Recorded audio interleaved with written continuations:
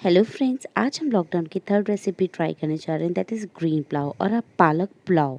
So guys, here we start with this some ingredients. आप देख सकते हैं, ये मैंने पालक लिया हुआ है, ये मैंने बॉइल्ड पालक लिया है। सबसे पहले मैं गैस ऑन कर रही हूँ। उसके ऊपर मैंने ये कुकर रखा हुआ है, मेरा कुकर हांडी शेप का है। इसमें मैं सबसे पहले डाल रही हूँ 1 टेबल स्पून ऑफ घी, देसी घी। आप उसकी जगह रिफाइंड ऑयल भी यूज़ कर सकते हो। और उसमें मैं डाल रही हूँ थोड़ा सा बटर। मैंने अमूल बटर यूज़ किया है। Butter tip of the day, butter कभी भी डायरेक्ट पैन में मत डालना, ऑयल या घी के ऊपर डालना। उससे क्या होगा, बटर जलेगा नहीं। जैसे ही ये मेल्ट हो जाएगा, हम इसमें हमारे जो नट्स हैं, जो मैंने नट्स लिए हैं, पहले मैं उन्हें शैलो फ्राई कर लूँगी। उसके बाद मैं आपको इंग्रेडिएंट्स बताने वाली हूँ। बिकॉज़ कई बार क्या होता है ना, फिर हम जल्दी जल्दी में बताते हैं और रेसिपी स्टार्ट हो जाती है, नट्स हम शैलो फ्राई करना रह जाते हैं। ये मैंने आपको बता ही दिया था कि मैंने पालक इसके लिए लिया है, ग्रीन करने के लिए पालक, टेस्ट के लिए भी है और कलर के लिए भी पालक ही है। मैं कोई आर्टिफिशियल कलर यूज़ नहीं कर रही हूँ। ये पालक है, इसमें मैंने एक मिर्च ली है और एक छोटा टमाटर लिया है, डाइस करके उसको 2-4 भागों में काटा है। उसको हमें प्यूरी बनाना है, उसका हम प्यूरी बना लेंगे। और ये गाजर लिया है लंबा लंबा काट के, टमाटर लंबा काट के, शिमला मिर्च लंबा काट के, अदरक और ग्रीन चिली मैंने यहाँ पर भी ली है बिकॉज़ मैं रेड चिली यूज़ नहीं करूँगी। एक मैंने आलू लिया है। आप चाहें तो कोई और भी वेजिटेबल्स यूज़ कर सकते हैं, इवन आप कॉर्न और पनीर भी यूज़ कर सकते हैं। मेरे पास था नहीं। मैंने 1.5 कटोरी चावल लिया है, उसे सोक करके रखा हुआ है। और कुछ खड़े मसाले लिए हैं, लाइक मैंने लिया है जावित्री और दालचीनी, काली मिर्च, लौंग, इलायची और तेज़पत्ता और स्टार फूल। अब हमारे नट्स हो चुके हैं, सॉल्ट ऑब्वियसली, और कुछ हमारे जो बेसिक मसाले होते हैं लाइक जीरा एंड हींग वगैरह, वो सब चीज़ें। अब सबसे पहले मैं इसको ब्लेंडर में डाल के पीस लूँगी। इसमें मैं पानी नहीं डाल रही हूँ क्योंकि मैंने बॉइल्ड स्पिनच यानी पालक लिया है। अगर आप कच्चा वाला पालक ले रहे हो तो आप थोड़ा सा पानी डाल के इसको पेस्ट कर सकते हो। ऐसा कोई ज़रूरी नहीं है कि आपको बॉइल्ड ही लेना है। मेरे पास बॉइल्ड था, that's why I used boiled. अब आप देख सकते हैं ये इस तरीके से ये पिस गया है। बहुत ज़्यादा पानी मुझे नहीं डालना है पीसने में इसमें, क्योंकि पानी हम चावलों में भी सोक्ड है और अलग से भी डालेंगे। अब ये नट्स हो गए हैं, नट्स को हम एक अलग से बर्तन में निकाल के रख लेते हैं। नाउ मैं इसमें थोड़ा सा शाही ज़ीरा और राई यानी मस्टर्ड सीड्स डाल रही हूँ। इसमें ही मैंने थोड़ा सा हींग भी ऐड करा हुआ है बिकॉज़ हींग डाइजेशन के लिए अच्छा रहता है। सारे खड़े मसाले पड़ेंगे तो थोड़ा अच्छे से डाइजेशन भी होना चाहिए। अब जैसे ही सब मसाले हमारे ये चीज़ें क्रैकल हो जाते हैं, देन उसके बाद में हम इसमें ये खड़े मसाले ऐड करेंगे। सब एक साथ डाल देंगे, उसमें कोई इशू नहीं है। बस इसको हमें हाफ मिनट के लिए सौते करना है। जैसे इसकी खुशबू आने लगेगी, देन हम इसके अंदर हमारे और जो इंग्रेडिएंट्स हैं, हमारी वेजीज़ हैं, उन्हें हम ऐड करेंगे।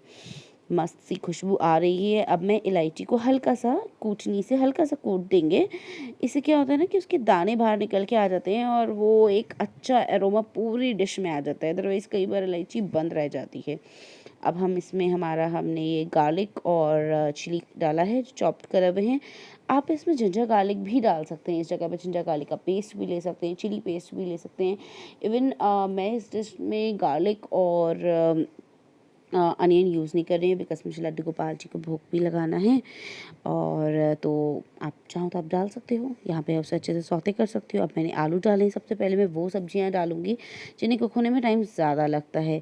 मैंने इसमें शिमला मिर्च भी डाल दी है। अब मैं इसमें डालूँगी गाजर, क्योंकि गाजर को भी कुक होने में अच्छा खासा टाइम लग जाता है। ये रेड वाली मैंने गाजर ली है। आपके पास अगर ऑरेंज हो तो आप ऑरेंज वाली गाजर भी ले सकते हो, उसमें कोई इशू नहीं है।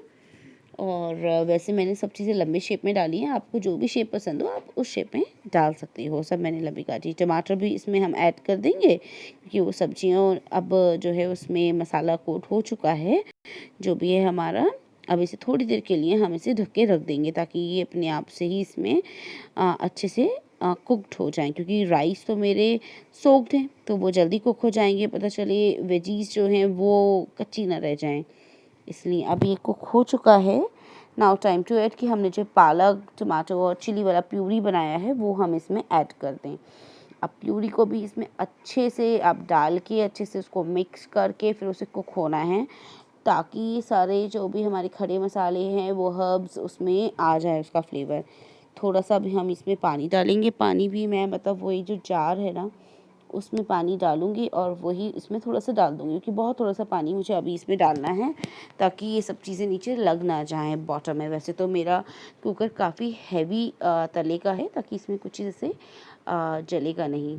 तो अब हम इसको अच्छे से मिक्स कर देंगे, देन उसके बाद इसे ढक के रख देंगे 1 मिनट के लिए, ताकि अच्छे से कुक हो जाए। और इस टाइम पे मैंने अभी तक पूरी डिश में जो मेरी फ्लेम है वो मीडियम फ्लेम रखी है। हाँ, मैं ये बताना भूल गई थी, पर पूरी डिश में फ्लेम है अभी तक मीडियम फ्लेम है। हाई फ्लेम भी हम करेंगे बट अभी बाद में, ठीक है। अभी मैं इसमें थोड़ा सा धनिया पाउडर डाल रही हूँ, ये सब वेजीज़ मेरी कुक हो चुकी हैं। और थोड़ा सा गरम मसाला भी मैं अभी डाल रही हूँ इसमें। गरम मसाला मैं अभी इसलिए इसमें डालूँगी, नमक डाला, गरम मसाला भी मैं भी डालने वाली हूँ इसमें, बिकॉज़ बाद में डालने से क्या होगा ना कि राइस है वो मिक्स नहीं हो पाएगा। गरम मसाला मैं डालूँगी जब मैं पानी डालूँगी ना उसके ऊपर। अभी ये 1.5 कटोरी मैंने इस कटोरी से नाप के चावल लिया है, तो ये 1.5 कटोरी चावल मैं डाल दूँगी इसमें। वैसे जनरली मैं जितना चावल लेती हूँ मैं डबल क्वांटिटी में पानी डालती हूँ, ठीक है। बट अभी बस चावल को हल्का सा मिक्स करना, ज़्यादा मिक्स करने पे क्या होगा, मेरे बासमती राइस हैं और वो टूट जाएंगे।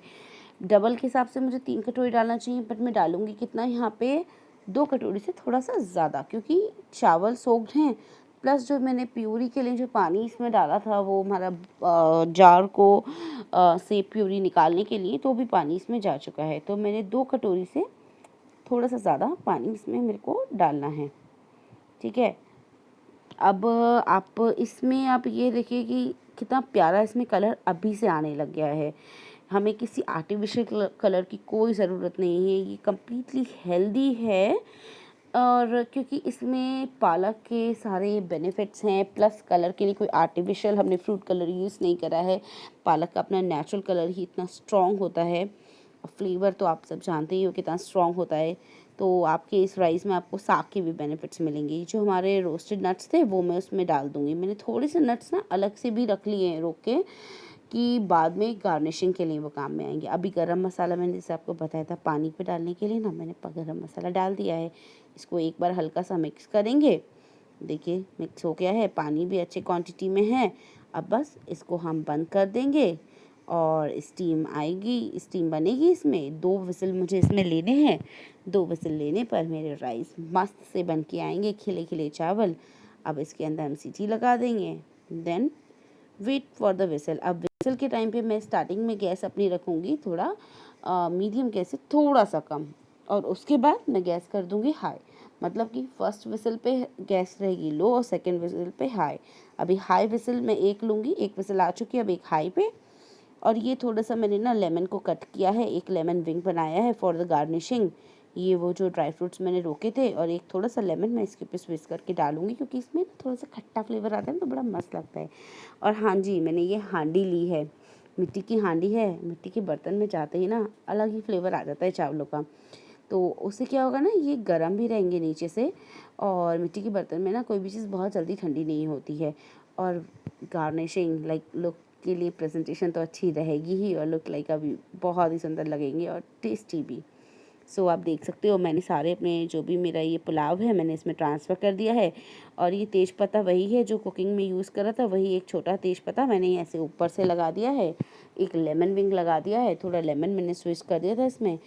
और उसके बाद ये थोड़ा सा जो है ड्राई फ्रूट से हम इसे गार्निश कर देंगे, बिकॉज़ ये खुद ही इतना ग्रीन है, तो इसमें हम धनिए से तो गार्निश कर नहीं सकते। सो आप ट्राई कीजिए, टेस्ट कीजिए, और मुझसे अपने एक्सपीरियंस ज़रूर शेयर कीजिए कि आपको कैसा लगा। ये लॉकडाउन में बनाइएगा ज़रूर, कुछ हेल्दी हो जाए।